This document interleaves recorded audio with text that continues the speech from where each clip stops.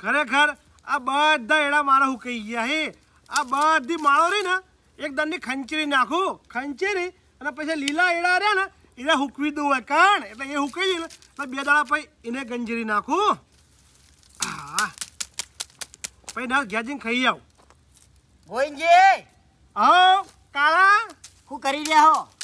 ભાઈ આ હું કરે જો કોમ કરે છે હાલ તો કોમ કરો એમ? ઓવા ગોવિંદજી તમારું એક કોમ હતું. હું કોમ પડ્યું અમારું ભાઈ તમારે વળી એટલે ચમ ભલા મોણા તમારું કોમ ના પડે? આટલા દાડા કદી અમે નિયત કરે ને હવે તમે અમે નિયત કરો એટલે ગોવિંદજી હું કહું હા આ તમે લહણ વાવ્યું હ હા એટલે લહણમાંથી 2-3 કડીઓ લેતો જાઉં. શું લહણ તમે વાવ્યું નહીં તમારા ખેતરમાં? ના ના ભાઈ જો આવ્યું એટલે આ ભલા મોણા હું બકાવો પાછળ નહીં. ઓવા ઓવા વાયુ ને એટલે મારા લસણનો રોટલો બનાવો ને હા એટલે કહું લેતો જાઉં. કાળા તારું સટકી જુકશું ભાઈ ચમ લહાનનો રોટલો બને જોય તો ચમ ના બને?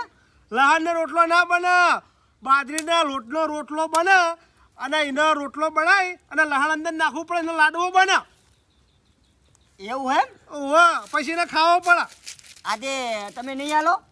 ના લહાણ તો હું નહીં આલું એટલે ભલા મોણા થોડું આલ્યું હોય તો સારું તું મારે બજારમાં વેચાતું લાવવું પડે એના કરતી અહીંથી લેતો જાઉં.